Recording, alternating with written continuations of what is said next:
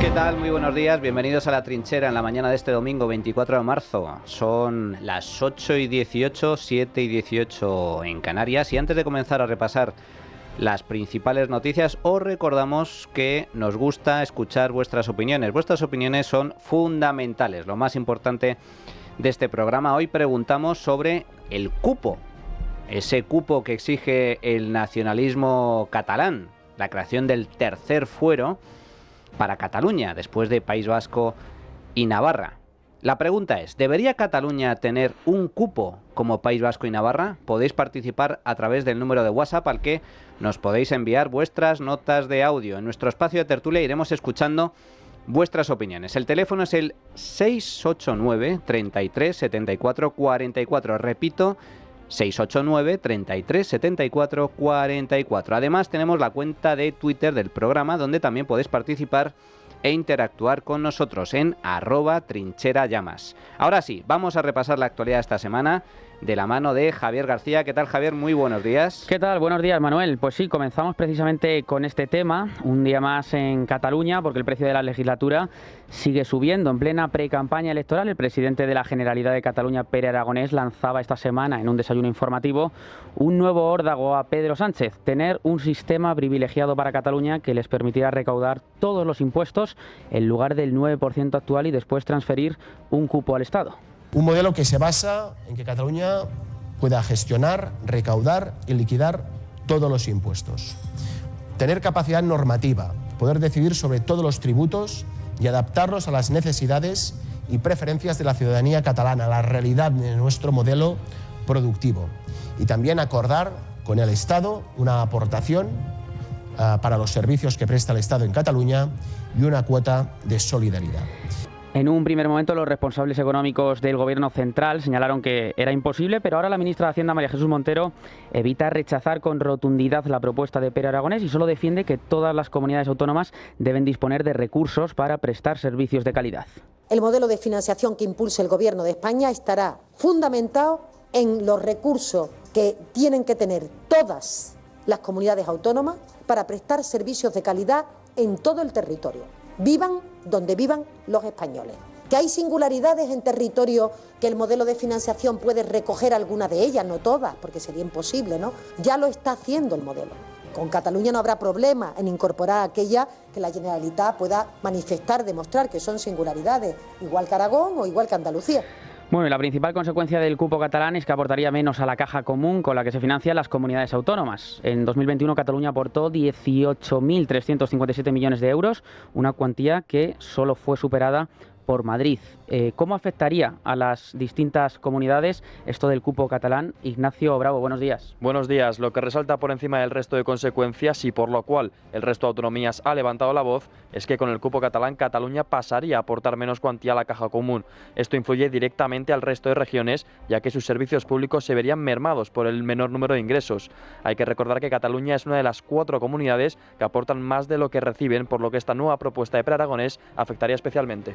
Si eso se hace efectivo, hemos quebrado de facto el principio de solidaridad entre territorios. Ese principio de solidaridad entre territorios que ya tiene la Unión Europea, que es por qué Alemania pone dinero en fondos europeos o Francia precisamente para contribuir a los países que tienen menos renta per cápita. Y sobre todo si al final consigue, como han conseguido y están consiguiendo todos los independentistas, pues será pues la muerte de ese principio de solidaridad en el que todos los territorios se apoyan para que España en su conjunto pueda igualar sus niveles de renta y de riqueza. Si se eliminase por completo esta aportación o si se reemplazara por una contribución de solidaridad aparentemente más baja, el resto de comunidades recibirían menos ayudas o, lo que es lo mismo, menos ingresos. Es el caso, por ejemplo, de Andalucía. Escuchábamos precisamente las quejas del presidente de la Junta Andaluza, o Canarias, que fueron las dos autonomías que más beneficiadas se vieron en 2021 con el sistema de financiación actual.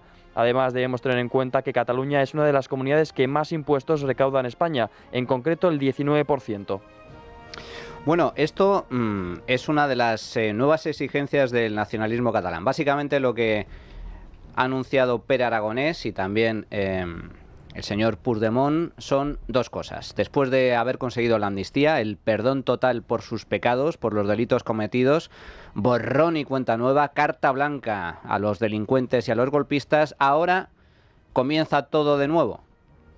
Y comenzamos por el principio. Ya en el año 2012, Artur Mas, entonces presidente de la Generalitat, exigía al entonces también presidente del Gobierno de España, Mariano Rajoy, un pacto fiscal. Esto es el pacto fiscal.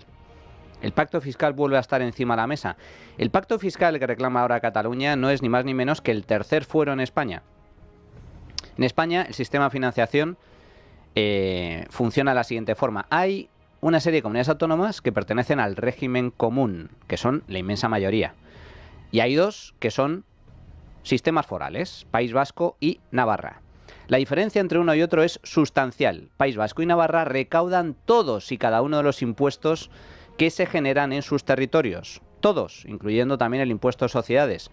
Y luego negocian de forma bilateral con el Gobierno central el pago de un cupo anual que se revisa periódicamente, cuyo cálculo también se negocia de forma bilateral para pagar o cubrir los servicios que presta el Estado, es decir, el Gobierno central, en esas dos comunidades autónomas.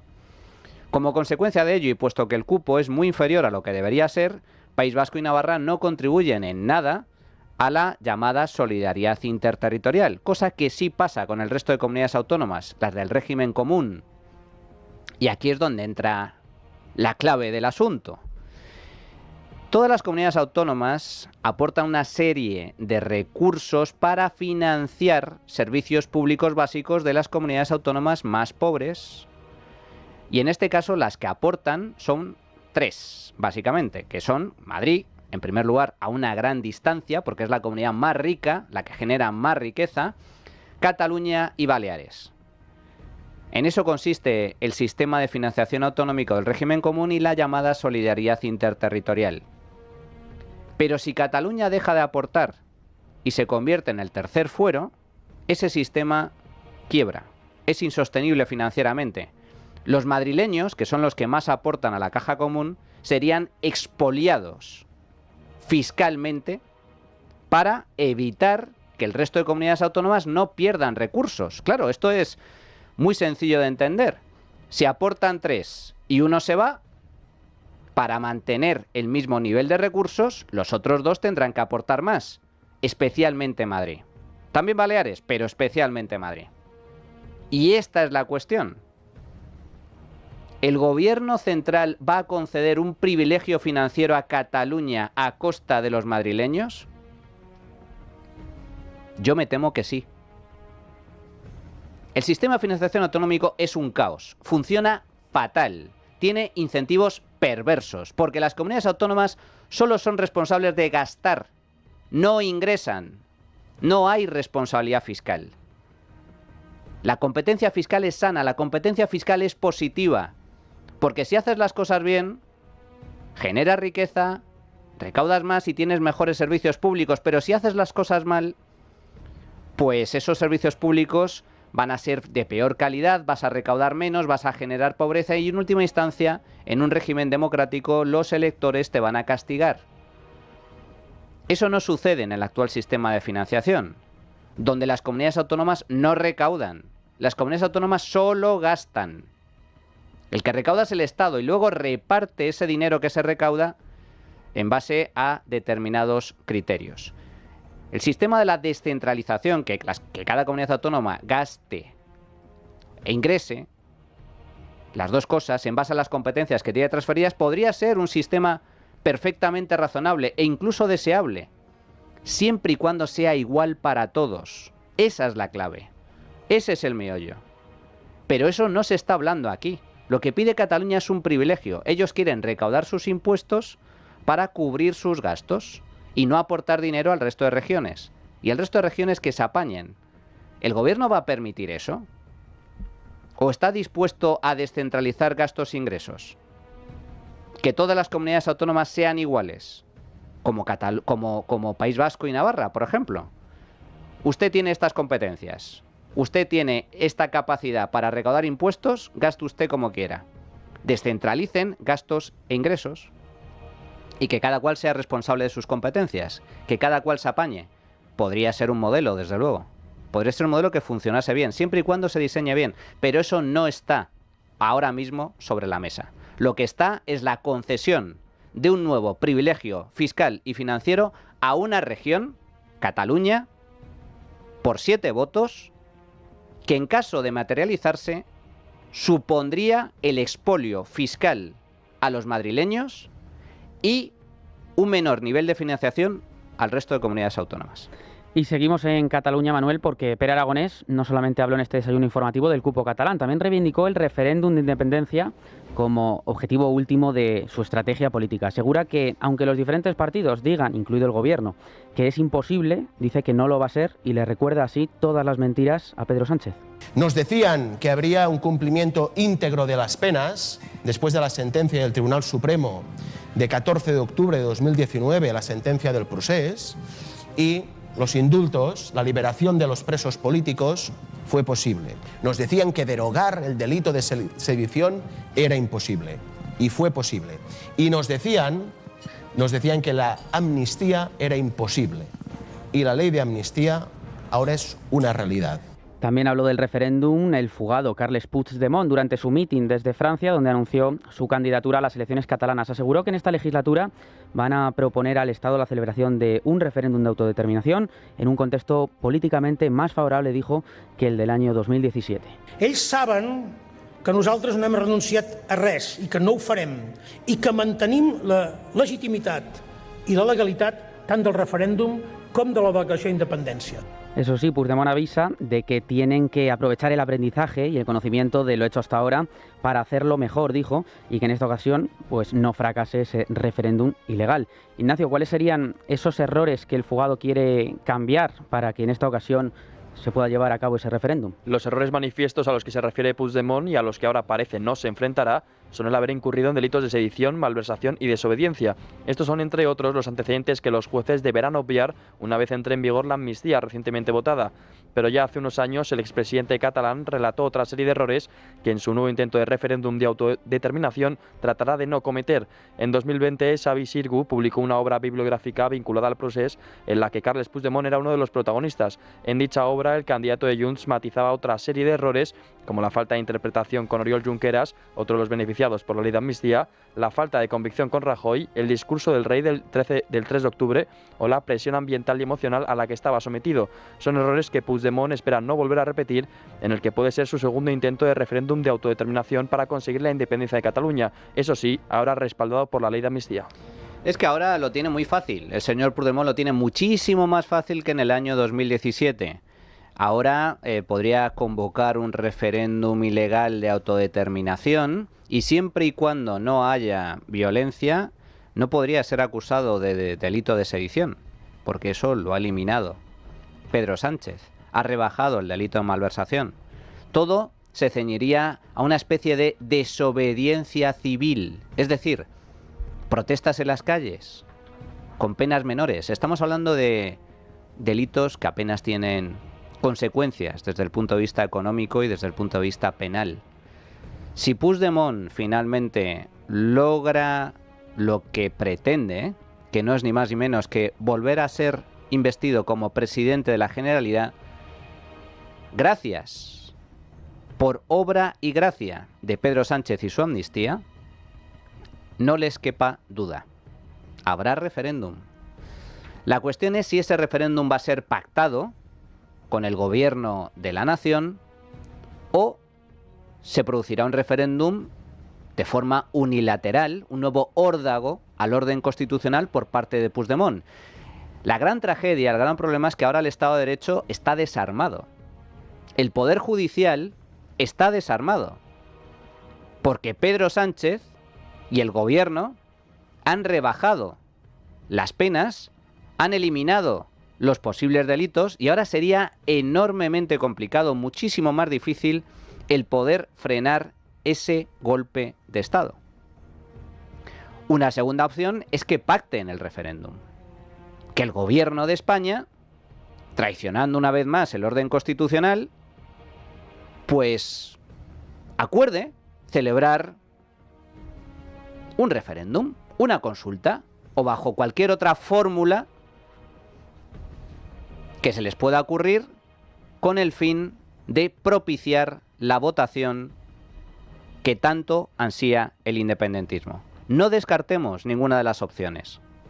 No descartemos ninguna de las opciones. Y como bien comentaba Pere Aragonés, si han conseguido los indultos, si han conseguido la amnistía, si han conseguido, como van a conseguir, el cupo, nada impide, con Pedro Sánchez a la cabeza, que logren también ese ansiado referéndum de independencia.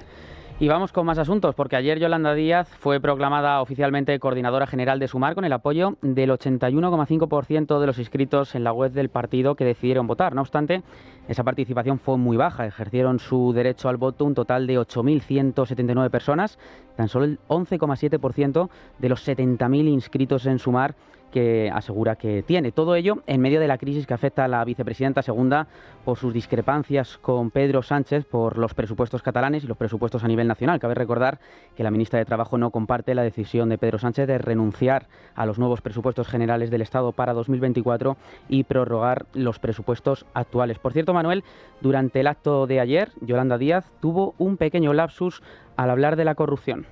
Nos da igual el carné que tenga el corrupto. Vamos a defender la corrupción. Vamos a defender la corrupción. Yolanda Díaz Dixit. ¿Es un lapsus o es que le ha traicionado el subconsciente? Porque no he visto yo a Yolanda Díaz lanzar duras críticas contra el gobierno por los clamorosos escándalos de corrupción en los que está ahora mismo el Partido Socialista. El caso Koldo, el caso Ábalos, el caso PSOE, el caso Sánchez y su mujer, Begoña Gómez. Ni una palabra, ni una crítica,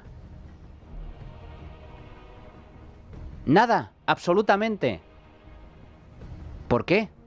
Pues porque Yolanda Díaz depende de Pedro Sánchez. Yolanda Díaz es la muleta de Pedro Sánchez.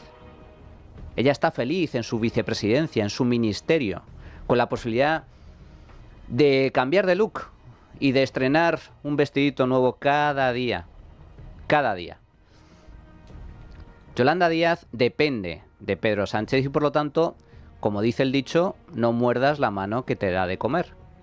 Así que yo diría más bien que le ha traicionado el subconsciente, que no ha sido un lapsus.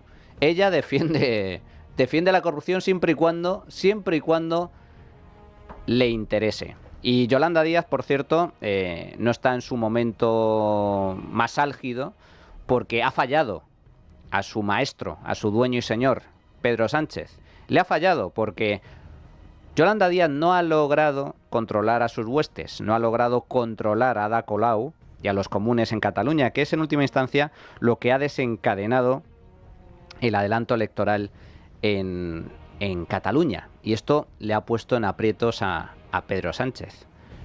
Pero como digo, Yolanda Díaz, sí, muy bien, ha revalidado su liderazgo al frente de Sumar. Pero eso es lo de menos. Sumar es simplemente un artificio partidista que está al servicio única y exclusivamente de Yolanda Díaz, siempre y cuando ella mantenga el poder. En el momento en el que salga del gobierno, tanto Yolanda Díaz como Sumar, muy posiblemente se disolverán, desaparecerán como un azucarillo en un café caliente. Bueno, y hablando de corrupción, que decía Yolanda Díaz, seguimos muy pendientes de la investigación contra supuestas irregularidades en contratos de la Federación Española de Fútbol desde 2018, incluidos los del traslado de la Supercopa a Arabia Saudí. La jueza que investiga presunta corrupción en la gestión de Luis Rubiales al frente de la Federación ha dejado en libertad al que fue su asesor jurídico externo, Tomás González Cueto, y Ángel González Segura, relacionado con la empresa que realizó obras en el Estadio de la Cartuja. Vamos a conocer todo en detalle. Miguel Ángel Pérez, buenos días. Buenos días. La Unidad Central Operativa de la Guardia Civil investiga un entramado delictivo liderado por el que fuera presidente de la Real Federación Española de Fútbol, Luis Rubiales, para obtener mordidas millonarias en contratos de obra y blanquearlas en República Dominicana. La UCO practicaba este miércoles diversos registros en distintos puntos de la geografía española, como la sede de la Federación en Madrid, la casa del propio Luis Rubiales en Granada, el Estadio de la Cartuja en Sevilla o Torrox, Málaga. Se investigan investigan presuntos delitos de corrupción en los negocios, administración desleal y blanqueo de capitales. Las diligencias practicadas eran dirigidas por el Juzgado de Instrucción número 4 de Majadahonda en Madrid, en coordinación con la Fiscalía Anticorrupción y con el apoyo de Europol. Fuentes del caso consultadas por Libertad Digital afirmaban que Luis Rubiales se situaría en la cúspide de este entramado presuntamente delictivo que obtenía comisiones millonarias principalmente a través de contratos de obra suscritos por la Federación. No obstante, también se investigan otros tipos de contratos. Se sospecha que las mordidas obtenidas ilegalmente eran invertidas posteriormente en el extranjero, en países como República Dominicana. Precisamente Rubiales no era detenido al encontrarse en aquel país. Este viernes la juez dejaba en libertad sin medidas cautelares a los detenidos puestos a su disposición por la UCO. La magistrada investiga a Tomás González Cueto por la supuesta comisión de los delitos de tráfico de influencias, corrupción en los negocios y administración desleal. Es situado por los investigadores como una de las piezas claves de este caso. No obstante, se negaba a declarar y quedaba en libertad sin medidas cautelares junto a otro de los arrestados. Por su parte, la Asociación Transparencia y Democracia en el Deporte, que preside Miguel Ángel Galán, solicitaba la citación judicial del presidente de la gestora de la Federación, Pedro Rocha, por no entregar los documentos requeridos por la titular del Juzgado de Instrucción número 4 de Majadahonda, Delia Rodrigo. Curiosamente, el fútbol en España tiene muchas similitudes con la política. Aquí estamos hablando de un presunto caso de comisiones ilegales. ¿Le suena? Comisiones ilegales. La Federación Española de Fútbol, gestionada como un chiringuito. Fútbol y política en España, insisto, tienen muchas semejanzas. Y lo curioso de este caso es que, claro que sí, investíguese hasta las últimas consecuencias, caiga quien caiga, como tiene que ser. Que la justicia actúe y que el peso de la ley se aplique con toda la contundencia posible si finalmente se demuestra que ha habido ilegalidades, que ha habido irregularidades, que ha habido cobro de comisiones ilegales. Lo trágico es que el principal protagonista de esta historia, Luis Rubiales, no tuvo que dimitir por estos presuntos casos de corrupción. No. Tuvo que dimitir por el piquito. Por una polémica absurda alimentada por el feminismo patrio, con el apoyo del gobierno y de todos sus brazos políticos, con el famoso piquito a Jenny Hermoso. Por eso tuvo que dimitir Luis Rubiales, no por el escándalo clamoroso en el que está inmerso ahora tras esta investigación judicial. Veremos qué es lo que sucede. Y también seguimos conociendo informaciones, Manuel, periodísticas que revelan las actividades de la esposa del presidente del gobierno, Pedro Sánchez, de Begoña Gómez. Es un asunto que está directamente vetado por el Palacio de la Moncloa, a pesar de las numerosas informaciones que vamos conociendo día a día y que señalan directamente el grave conflicto de intereses. Tal y como adelanta nuestro diario en la red Libertad Digital, Begoña Gómez negoció sus proyectos con el embajador de Ghana después de que Pedro Sánchez se reuniera con ellos para ayudarles con Foco África 2023. Sánchez se reunió en 2021 con el presidente de la República de Ghana, justo cuando se cerraban las ayudas que pagaría España a cada país africano con motivo precisamente de este plan, y metiendo a Ghana en el capítulo de principales objetivos de ayuda económica y de apoyo en el empoderamiento de la mujer. Y el 31 de enero del año 2022, Begoña Gómez acude a la Embajada de Ghana en España, Javier. Sí, se presenta no como directora del Africa Center, sino como esposa del presidente del gobierno, Pedro Sánchez, para discutir posibles áreas de colaboración entre su oficina y la misión, concretados en proyectos orientados a cuestiones de género. Pues con todo esto, la esposa del presidente no ha tenido reparos en organizar últimamente eventos o contar en plataformas desde las que enseñar a profesionalizar y tener éxito en la captación de fondos. Por ejemplo, este miércoles participó en las jornadas Tendencias en la captación de fondos europeos para universidades y hospitales. Un evento, Manuel, que fue a puerta cerrada y vigilada por el equipo de prensa de Moncloa. La captación de fondos ha cambiado mucho. Ha pasado de ser puntual a ser estratégica, ha pasado de ser analógica a ser digital, ha pasado de ser donantes puntuales a ser recurrentes. Y todo ello también cuando hemos conocido esta semana que la Oficina de Conflicto de Intereses ha archivado la denuncia del Partido Popular contra Pedro Sánchez por el rescate de Air Europa. El órgano sostiene que no se ha vulnerado la ley que regula el ejercicio de los altos cargos de la Administración, una decisión que dicen los populares que no les sorprende. Elías Bendodo, vicesecretario de Coordinación Autonómica y Local y Análisis Electoral del PP. Hemos conocido la resolución de la Oficina de Conflicto de Intereses y no nos ha sorprendido. Un órgano del Gobierno nombrado por el Gobierno, pero eso no quita que haya conflicto de intereses real del presidente del Gobierno al haber participado en la votación en el Consejo de Ministros para beneficiar a empresas vinculadas a su esposa. Captación de fondos, dice Begoña Gómez. La presidenta del Gobierno, entre sus múltiples actividades, se dedica a dar lecciones sobre cómo captar fondos públicos. La mujer del presidente que gestiona decenas de miles de millones de euros de fondos públicos, tanto nacionales como europeos. Que la oficina relacionada, o que tiene que determinar si existe o no conflicto de intereses, haya dictaminado que no hay ningún tipo de problema, tampoco nos debería sorprender. ¿De quién depende la oficina de conflicto de intereses? Pues al igual que la Fiscalía, del Gobierno. Pero insisto, desconozco si hay o no ilegalidad. Esto tendrá que verse. Con el paso del tiempo tendrá que investigarse. Pero desde luego, que Begoña Gómez se dedique a este tipo de cuestiones, que Begoña Gómez se haya reunido con Air Europa, una empresa rescatada con dinero público, desde luego, esto forma parte de un escándalo de dimensiones absolutamente mayúsculas. Y en clave internacional, sepan que el mandatario ruso Vladimir Putin ha asegurado que los detenidos por el atentado del viernes contra la sala de conciertos de Moscú, que ha dejado al menos 133 muertos, habían intentado huir a través de la frontera de Ucrania. Putin, que se ha dirigido a la población en un mensaje televisado, no ha hecho mención al Estado Islámico, que ha reivindicado la acción. También hablamos de Venezuela, porque en Venezuela hay novedades con la nueva oposición a Maduro. Adrián Pajares, buenos días. Buenos días. La ganadora de las primarias de la oposición en Venezuela, María Corina Machado, anunció a Corina Lloris como su sustituta en la candidatura presidencial, debido a que quedó inhabilitada por Maduro. El régimen quiere cerrar el camino al cambio, el camino a la libertad en paz. Saben que están derrotados, porque no hay manera que puedan ganar una elección contra nosotros. Esto que está haciendo el régimen no es una señal de fuerza, esto es una señal de profunda debilidad. La dirigente dijo que esta decisión se dio por unanimidad en la plataforma unitaria y Machado, quien califica su inhabilitación como ilegal e inconstitucional, continuará haciendo campaña. Que Maduro arrebata por las malas. O sea, de la crueldad que significa extraer a la fuerza, y el propósito es dejarnos solos, neutralizarme, porque cree que con eso van a parar esta lucha, y se equivocan. Hoy Venezuela está más unida y más fuerte que nunca. Bueno, Venezuela, por desgracia, vive la tragedia del comunismo del siglo XXI.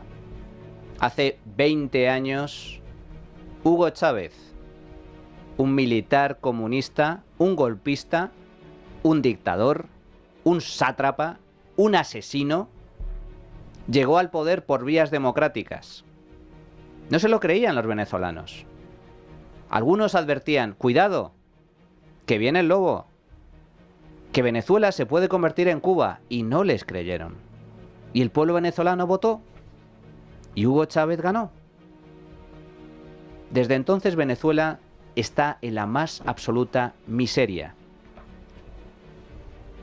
Ha protagonizado un éxodo histórico. Nunca, jamás en la historia de la humanidad, en ausencia de conflicto bélico, en ausencia de guerra, se ha producido una emigración, un éxodo de población tan grande como el que ha sufrido Venezuela durante estos últimos años. 7 millones de venezolanos han tenido que salir del país para sobrevivir. Directamente. Para sobrevivir. Y ahora hay elecciones.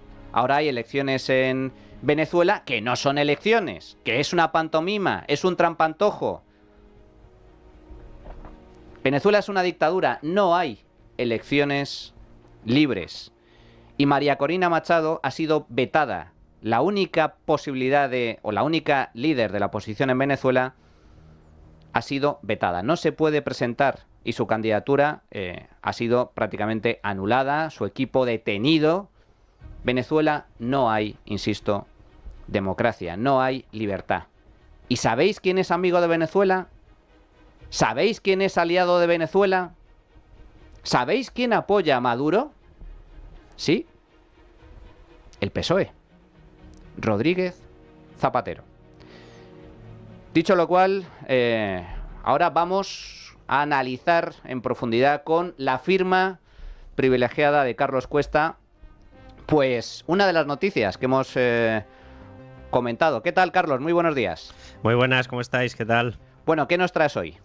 Bueno, pues lo que traemos yo creo que es la noticia que yo desde hace 4 o 5 años llevo predicándola en el desierto, que se llama Begoña Gómez, y que, bueno, gracias a Dios ha empezado a sumar gente en esta historia de lo que es, desde mi punto de vista, ahí lo digo, evidentemente un caso de tráfico de influencias por parte de ella, pero esto es mi opinión personal, pero desde el punto de vista que no es mi opinión personal, sino que es la opinión absolutamente legal y ni siquiera opinión, es lo que aparece directamente en la Ley 3/2015, Ley de Conflicto de Intereses, una violación legal como la copa de un pino. Hay 8 áreas de negocio en estos momentos que ha constituido Begoña Gómez, y yo creo que ahora ya además oficialmente le podemos denominar como a través de su oficina de la esposa del primer ministro, porque se presentó así en la información que publicábamos esta semana en Libertad Digital, la comunicación oficial de la Embajada de Ghana en febrero de 2022 con respecto a un encuentro celebrado el 31 de enero de ese mismo año de 2022.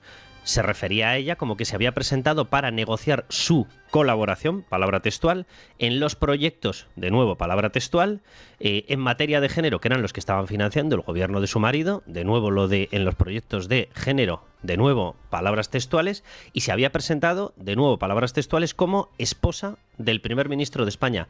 En ningún momento en el documento de la Embajada de Ghana se hace referencia a que se presentara como directora del Africa Center, como directora de cátedra en la Universidad Complutense, que ya hubiese sido grave, porque esta persona hay que recordar que no tiene carrera universitaria oficial y se la ha enchufado absolutamente en todas partes. Pero si te parece, Manuel, vamos a repasar los 8 focos de negocio que ha ido abriendo esta persona, y ya adelanto que el primero de ellos, en la Complutense, comienza justo después de que Pedro Sánchez se hiciera con la Secretaría General del Partido Socialista. Es decir, toda su meteórica carrera académica, que suena chiste decirlo de académica porque, repito, es que no tiene carrera universitaria reconocida oficialmente, toda ella comienza en el momento en el que se ve que su marido, evidentemente, pues por el esquema de partidos que hay en España, si es el responsable del Partido Socialista, en algún momento le tocará presidir el gobierno. Bien, primer foco de negocio, la Complutense. Ahí no ha ido por una partida individual, no, ha ido por partida doble.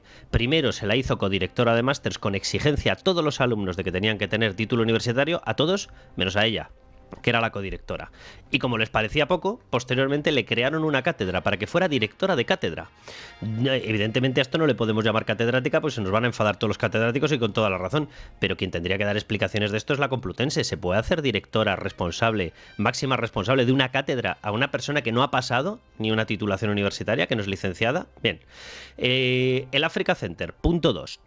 Cuando llega con la moción de censura a la presidencia del gobierno, hay que recordar que fue en mayo-junio de 2018, lo primero que hace, pasado un mes, 2 meses, es conseguir que la nombren directora del Africa Center. El Africa Center es una fundación del IE, y lo que le daba era una plataforma brutal de acceso o de colarse en la agenda de viajes de su marido y presidente para negociar determinadas cosas de aquellas en las cuales el gobierno estaba ofreciendo subvenciones. ¿Qué hacía en el Africa Center y se conecta con la Complutense? Lo acabáis de explicar con ese vídeo. Nosotros llevamos mostrando vídeos de estos desde hace muchísimo tiempo. Se ofrece para conseguir que sea, abro de nuevo comillas, palabras textuales, exitosa la captación de fondos públicos.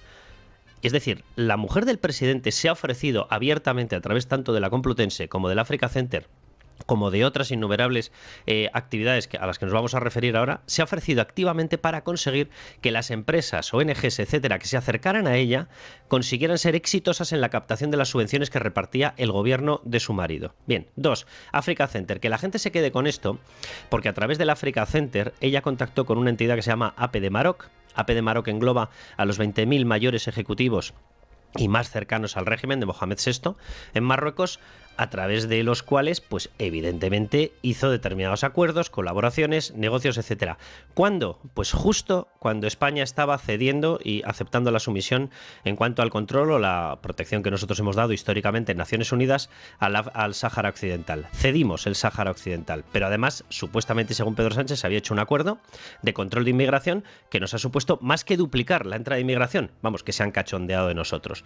Y por si fuera poco, ha supuesto que entregáramos unos 300 millones de euros en material, en inversiones, a Marruecos, supuestamente para proteger la valla. 300 millones de euros que no han ido a nuestra Guardia Civil, a la protección de nuestras fronteras. Repito, teóricamente para proteger nuestras fronteras cuando se ha más que duplicado la entrada. Vamos, que se los han quedado. Bien, tercer foco. Marruecos, conectado con esto. Sobre el tema de Marruecos y las conexiones de Begoña Gómez con Africa Center y los acuerdos que alcanzó, se le ha preguntado al presidente del gobierno en innumerables ocasiones si esto tiene algo que ver con una cosa que a toda la audiencia le va a sonar mucho: el espionaje con Pegasus.